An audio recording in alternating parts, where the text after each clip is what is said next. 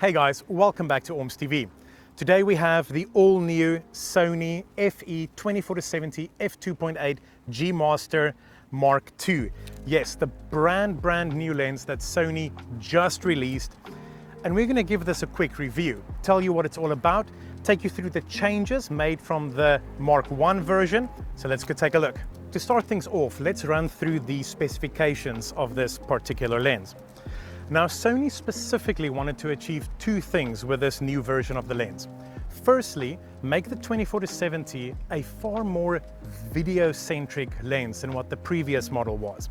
And there's some very specific features in here that we'll get to that really lends itself to a video-specific type of lens, without sacrificing anything on the still side.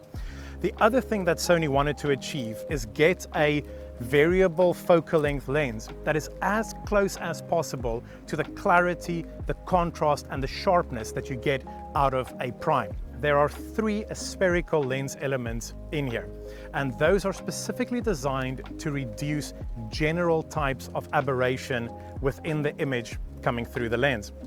After that, you have two ED elements within your lens.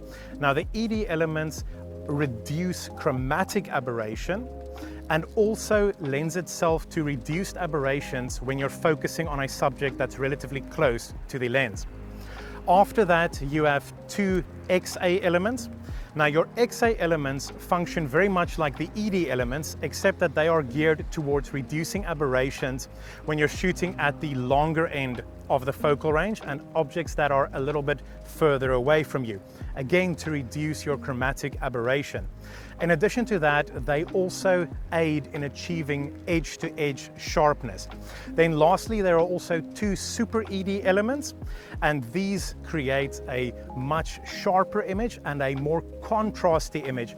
The lens also has a nano AR coating, and that is specifically designed to again aid in instances where you're shooting directly into a light source. A backlit portrait, as an example, designed to eliminate as many aberrations as possible. The front elements also have a fluorine coating, and that is designed to make the front elements easier to clean, to minimize debris buildup on there, and just generally help with the protection of those front elements. The lens as a whole is also weather sealed, so completely dust and moisture resistant. Now, yes, there has been a lot of internal changes within the new 24-70 Mark II. But there's some external changes compared to the Mark I version of this lens that actually stand out possibly even more than the internal changes and make this a far more usable lens than the previous one. Firstly, you are looking at a 20% weight reduction. You're also looking at an 18% overall size reduction. So not only is this lens shorter than the previous version and lighter, it is also thinner and just a much more compact unit to handle. Again, making it easier as that everyday do everything lens. Now, in terms of the actual outside of the lens here, there is one additional custom button. You still have your autofocus manual focus switch on the side here, but if you flip the lens over, something that stands out immediately is this toggle over here. Now, that switches between a smooth or tight variant on the zoom rocker. If it's in its smooth orientation, it's standard. Quick, punch in and out, no problem. Flick it over to tight, and immediately it's a much more controlled throw. And again, that harkens back to the idea that this needs to be a lens that is much more appealing to a video shooter. On the new one, you now have a dedicated aperture ring, which the previous lens did not have at all. So aperture control right over here, you can flick it into auto, which allows you to control your aperture on the dials as previously. But if you prefer a more traditional layout like this, it's very handy. The aperture can also be completely de-clicked. So flick the switch over here, and now your aperture ring is completely smooth.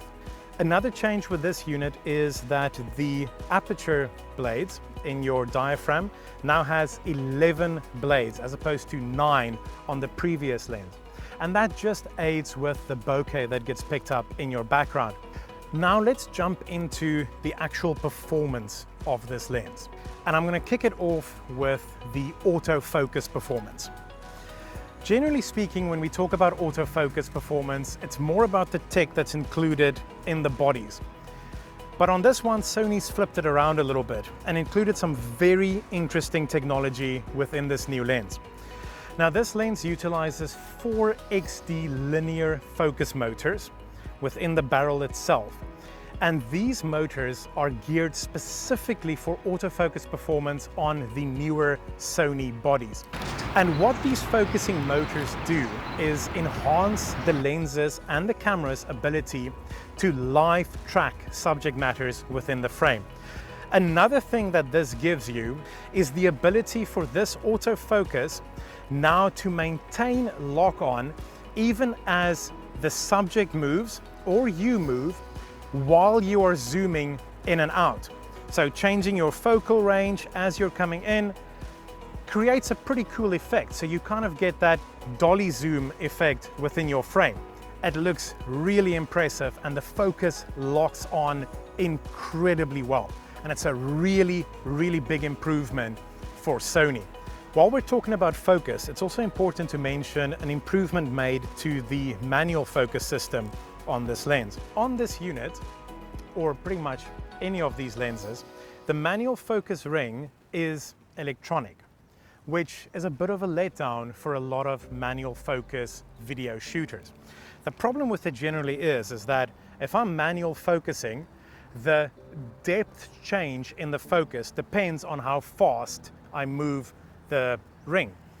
And that makes it very difficult to precisely push and pull focus or rack focus between two different subjects within your frame. Now, this unit employs a new linear response manual focus ring. You can mark off specific distances on there for focus racking and switch between them as fast as you want, and the actual depth of the focus will not vary. That's very impressive. Now, looking at the actual stills performance of this lens, again, a marked improvement. So in some of these portraits, you can really see where the improvements have come into effect. Looking at these images, you punch in the clarity and the detail that you get when you run 100% zoom is really, really incredible. You punch in and you can literally count eyelashes. It is truly phenomenal. Kind of almost gives me that medium format feel, but it's just, oh man, it's incredible. The color rendition is good. The contrast is right in there. It's a very good performing portrait lens. So there's another image here that I really want to bring up quickly, and that is where we are looking at this specific shot, sun coming from behind, obviously the model, blonde hair, wearing a dark jacket, so you get very nice contrast between your back and foreground, and oh man, those elements are doing their job phenomenally well. There is no perceivable chromatic aberration within that frame. No purple fringing that I can see. Truly, truly incredible performance out of this new lens. Now, in the stills performance, the other thing that Sony really wanted to achieve here was an improvement on edge-to-edge sharpness, specifically when you're shooting with the lens at its widest, so at the 24mm end of the spectrum. And to demonstrate that, I just set it up on a tripod, shooting an image of a building. Now, if we punch in on this frame and we specifically go bottom right, there is a street sign. And I want to punch in on that specifically. Now look at the two images. On the new lens, the writing is clearer, the image is brighter, it is sharper. There is a significant improvement within the control of that fall off. Now, generally when we get to a conclusion on one of these reviews, I tell you what I think about whatever the new product is that's been released. But you've been watching this video for the last couple of minutes, so I don't think it's going to be a secret when I tell you that I think the new Sony 24-70 2.8 G Master Mark II is a truly phenomenal lens. It's everything that I hoped it would be. It is a marked improvement on the Mark I variant. All of these little things that Sony adds that shows you that they're truly listening to what their users want. Making a lens that's designed to appeal and improve everything that the traditional 24-70, and they've given stills shooters enough of an improvement to warrant an upgrade. But the bigger thing here is what's been given to the video shooters.